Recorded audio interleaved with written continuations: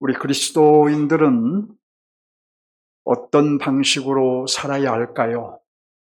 우리의 삶의 방식, 매우 중요한 얘기입니다.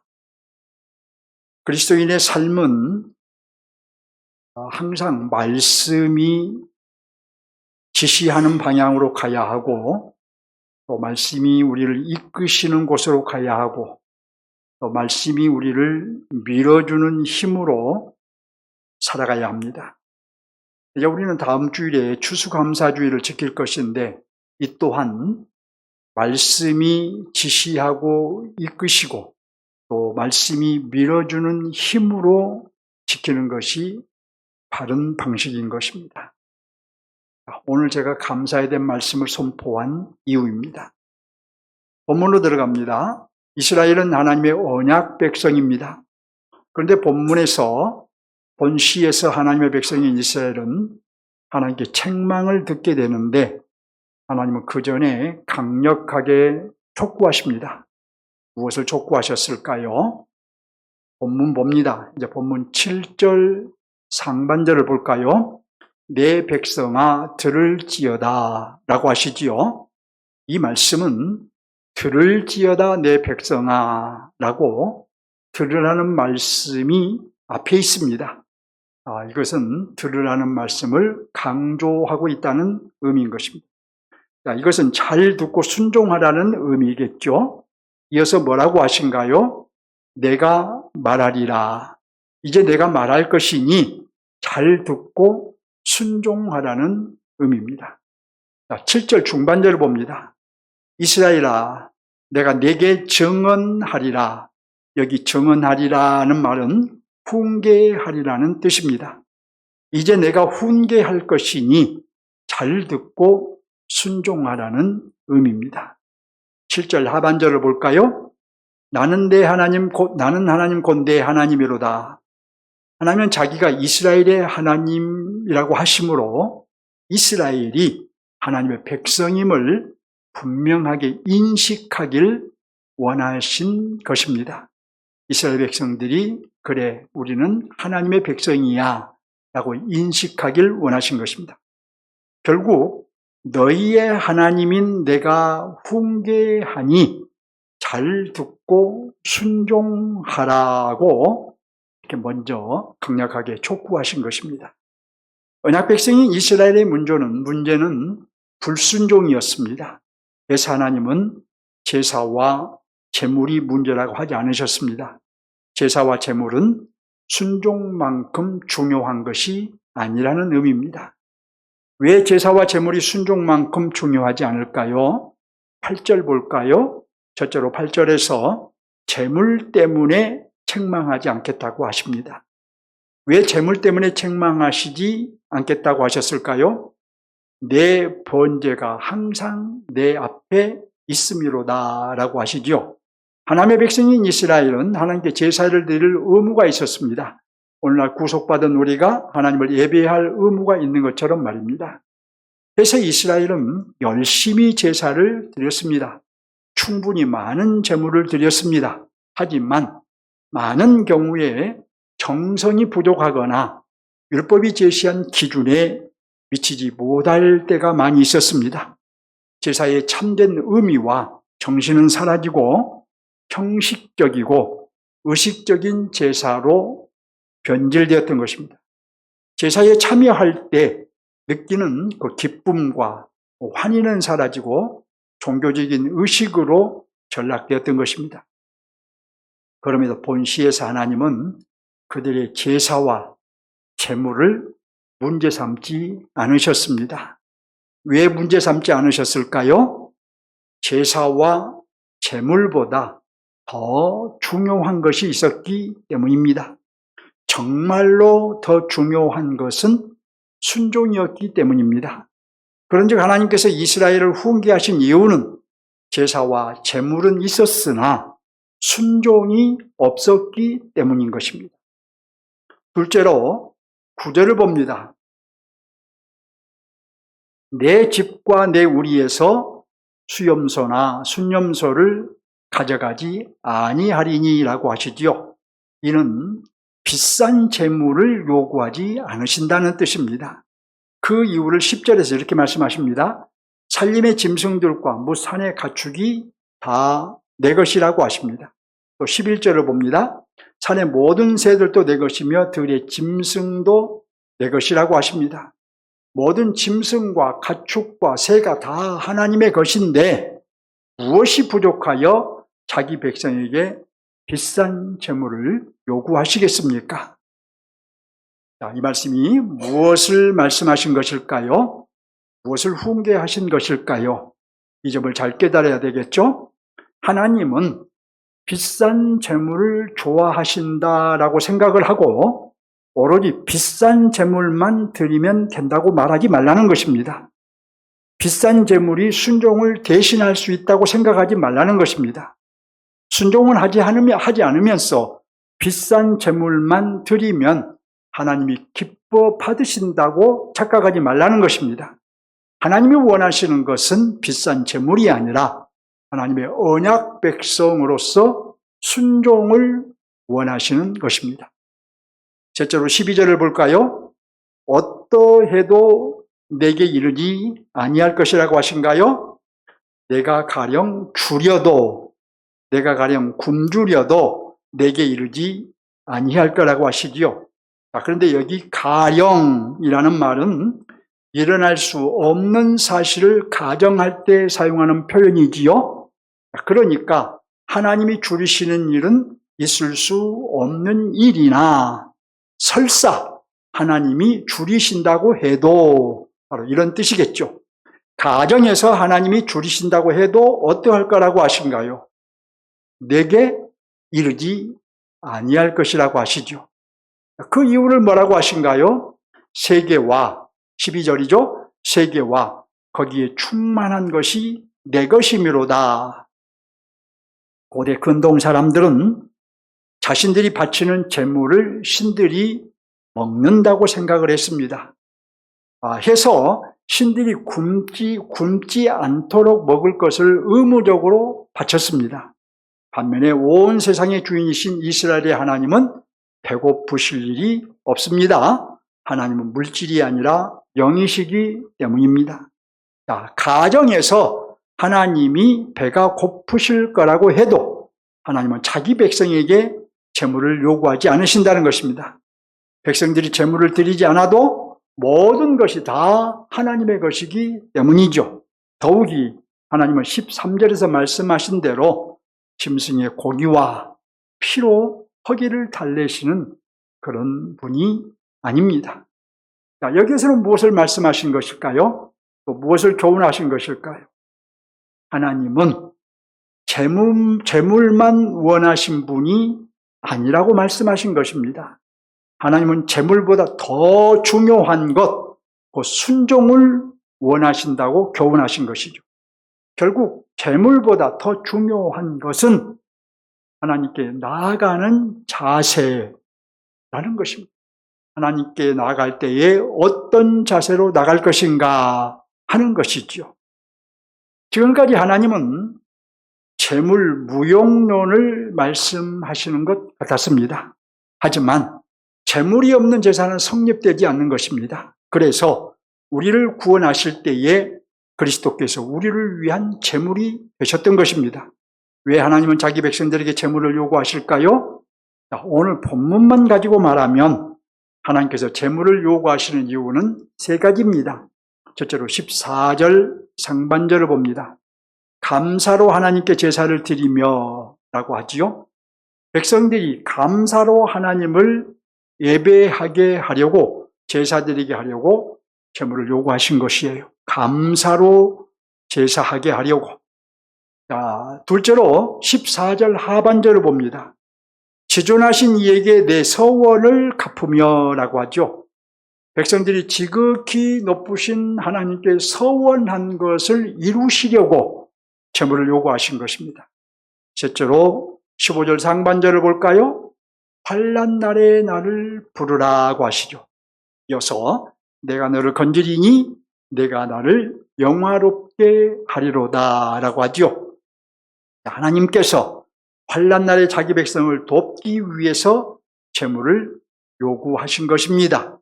여기 환난 날에 나를 부르라, 내가 너를 건지리니 내가 너를 영화롭게 하리라는 이 말씀은 큰 교회라든가 기도원 같은데 현수막을 크게 걸어놓고 있는데 이 의미를 잘 이해할 필요가 있습니다. 자, 여기서 무엇을 우리가 알 수 있나요? 첫째로 하나님의 의도는 재물 무용론을 말하려는 것이 아님을 알 수 있습니다. 하나님은 재물 무용론을 말하려는 것이 아닙니다. 하나님께서는 제사와 재물을 분명히 요구하십니다. 둘째로 당시 백성들의 제사와 재물의 실상을 알 수 있습니다. 당시 백성들은 제사를 드릴 때에 무엇이 없었느냐? 바로 감사가 없었습니다. 감사보다는 자신이 드리는 재물이 얼마나 값진 재물인가 하는 것을 과시하려는 경향이 있었습니다. 셋째로 당시 백성들의 영적인 상태를 알 수 있습니다. 그들은 무엇보다도 신실하지 못했습니다. 하나님 앞에서 과거의 잘못을 되풀이하지 않겠다는 결단과 서약을 하곤 했으나 돌아서면 다시 죄를 짓곤 했습니다. 넷째로 그런 그들은 하나님의 도우심을 기대할 수 없다는 것을 알 수 있습니다. 그들이 환난 날에 부르짖어도 하나님은 그들의 부르짖음을 듣지 않으실 것입니다. 결국 무슨 말씀인가요? 하나님은 비싼 재물이 중요한 것이 아니라 가장 중요한 재물은 바로 감사라고 말씀하신 것입니다. 그리고 이 사실을 깨닫고 감사로 재물을 드리는 자에게는 도움을 주겠다고 하신 거예요. 또 예배자는 예배의 중요성을 깨닫고 하나님과 약속한 것을 삶 속에서 온전히 실천해야 하며 하나님은 그런 예배자에게 도움을 주겠다고 하신 것입니다.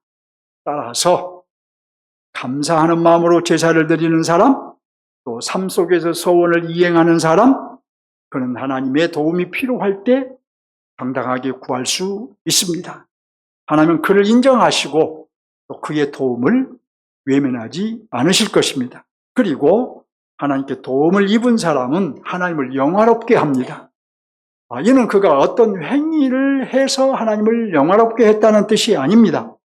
하나님께서 그를 도우심으로 하나님의 하나님 되심이 드러나고 그로 인해 하나님이 영광을 받으신다는 뜻입니다.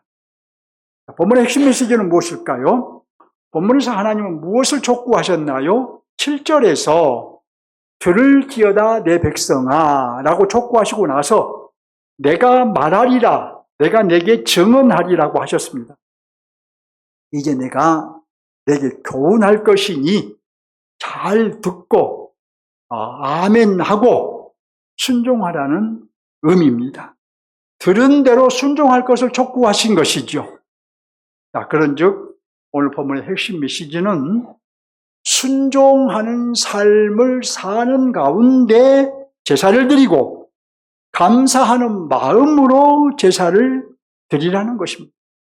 우리가 자주 사용하는 말로 하면 하나님이 받으시는 제사, 곧 하나님이 받으시는 예배를 드리라는 것입니다. 본 시편은 이 점을 분명히 말하고 있습니다. 오늘은 핵심 메시지와 하나님 나라 관점을 동시에 적용합니다. 본문의 핵심 메시지는 순종하는 삶을 사는 가운데 제사를 드리고 또 감사하는 마음으로 제사를 드리라. 곧 하나님이 받으시는 예배, 곧 하나님이 받으시는 제사를 드리라는 것이죠. 이것이 본문의 핵심 메시지라면 본문의 하나님의 나라는 바른 예배를 드려야 하는 나라입니다. 하나님의 백성은 바른 제사, 곧 바른 예배를 드려야 하고 하나님은 바른 제사, 곧 바른 예배만 받으시는 줄 우리는 분명히 알아야 합니다. 모든 예배를 받으신다? 모든 재물을 받으신다? 내가 많이 드리면 받으신다? 이런 생각을 버리고 오직 바른 예배, 바른 재물만 받으신다는 것이죠. 그래서 첫째로 적용할 것은 무엇일까요? 하나님이 받으시는 예배를 드리는 것입니다. 제가 늘 강조했던 것입니다. 하나님이 받으시는 예배를 드리는 것, 우리 이것을 먼저 적용해야 돼요. 이스라엘 백성은 하나님의 언약 백성으로서 율법이 요구하는 모든 제사를 빠짐없이 드렸습니다. 제물도 아끼지 않고 비싼 제물로 드렸습니다. 하나님도 내 번제가 항상 내 앞에 있다. 내 앞에 너희들의 번제가 있다고 하셨습니다. 하지만 하나님은 그들의 제사를 받지 않으셨습니다. 백성들은 빠짐없이 제사를 드렸고 제물도 비싼 것으로 드렸으나 하나님은 그들의 제사를 받지 않으셨습니다. 드린 자가 열심히 드린다 할지라도 받으시는 하나님이 받지 않으시면 그 제사는 아무 의미가 없는 것입니다. 우리 역시 하나님이 받으시는 예배를 드려야 되겠죠. 복음 곧 그리스도가 없는 예배, 초점이 하나님께 맞추지 않는 예배, 자기 중심적인 예배, 사람 중심의 예배, 종교 감정을 고조시키는 예배, 또 형식적인 예배, 자신을 만족시키는 예배, 이런 예배는 받지 않으십니다. 예배의 목적은 오직 하나님께 있어야 합니다. 오직 하나님께 목적이 있는 예배, 하나님 그 예배를 받으십니다. 오늘날 대부분의 성도들이 예배를 드리면서 뭔가 얻으려고 하는데 마치 은혜를 받는 것이 목적인 것처럼 생각하는데 예배의 목적은 하나님을 높이고 하나님께 영광을 돌리는 것입니다. 믿으십니까? 예배의 목적이 여기에 있어야 돼요. 오늘 우리가 모여서 예배드리는 목적도 하나님을 높이고 성삼위 하나님을 높이고 하나님께 영광을 돌리는 거예요. 이 목적이 분명한 예배자들에게 하나님께서 은혜를 주시는 것입니다. 하나님은 이러한 예배를 받으시기 위해 우리를 구원하셨다라는 것을 분명히 알 필요가 있습니다. 둘째로 적용할 것은 그러면 예배자에게 요구되는 조건이 무엇인가? 이것을 아는 거예요. 하나님은 예배자의 조건이 충족된 예배만 받으십니다. 오늘 시편에 의하면 예배자에게 요구되는 조건은 두 가지예요. 첫 번째 조건은 순종하는 마음이 우선되어야 합니다. 본 시편에서 강조되고 있는 것은 아무리 제사를 많이 드리고 아무리 비싼 제물을 드려도 순종하는 마음이 없는 제사, 바로 그것을 지적하고 있는 거예요. 그러므로 내가 순종하지 않는 예배자라면 하나님은 내가 드리는 예배를 받으신다 안 받으신다? 미안하지만 안 받으십니다. 내가 순종하는 마음이 없는데 내가 하나님께 어떤 것으로 어떤 제물을 가지고 어떤 예배를 드린다 해도 하나님은 그런 예배는 받지 않으십니다. 그러므로 우리는 먼저 순종하는 예배자가 되어야 되겠죠. 말씀에 순종하는 성도가 되십시오. 성령을 따라 사는 그리스도인이 되십시오. 그리스도께 순종하는 신자가 되십시오. 그리고 예배에 집중하십시오. 예배자에게 요구되는 이제 두 번째 조건은, 첫 번째 조건이 감사하는 마음이라면 두 번째 조건은 은혜에 감사하는 마음이 있어야 합니다. 감사하는 마음은 예배자에게 없어서는 안 되는 마음이에요. 그래서 본문에서 하나님도 마치 재물 무용론을 말씀하시는 것처럼 하시다가 14절에서 갑자기 감사로 하나님께 제사를 드리라고 하셨습니다. 자, 이것을 역으로 생각하면 말하면 감사가 없는 제물은 필요 없다는 말씀이시겠죠. 감사가 없는 제물은 받지 않으시겠다는 말씀이겠죠. 백성들의 마음에 백성들의 하나님의 백성됨을 감사하는 마음이 고갈된 것을 보고 안타까운 마음으로 말씀하신 것입니다. 감사하는 마음이 없다 보니 무엇만 남아있겠습니까? 형식만 남아있을 뿐 목적이 하나님께 있는 제사를 드리지 못한 거예요. 예배를 드리는 모든 형식은 갖추었지만 감사하는 마음이 없으니 그 예배는 형식인 것이죠. 껍데기인 것이지요. 예배자인 우리의 마음에는 그러므로 구속의 은혜에 감사하는 마음이 충일해야 합니다. 무엇보다도 우리는 구속의 은혜에 감사를 해야 돼요. 내가 첫 번째로 감사해야 될 것은 하나님께서 나를 구원하신 그 구속의 은혜. 보세요. 우리가 매주일 예배를 드릴 때마다 하나님의 진노 아래 있었던 나에게 죄사함과 영생을 주신 그 구속의 은혜에 감사를 해야 됩니다. 찬송과 기도와 헌상을 드릴 때에도 입술을 딱 다물고 있거나 속으로 웅얼거리거나 하지 말고 사단의 백성이었던 나를 자녀 삼으신 구속의 은혜, 나를 의롭게 하신 은혜에 감사를 해야 합니다.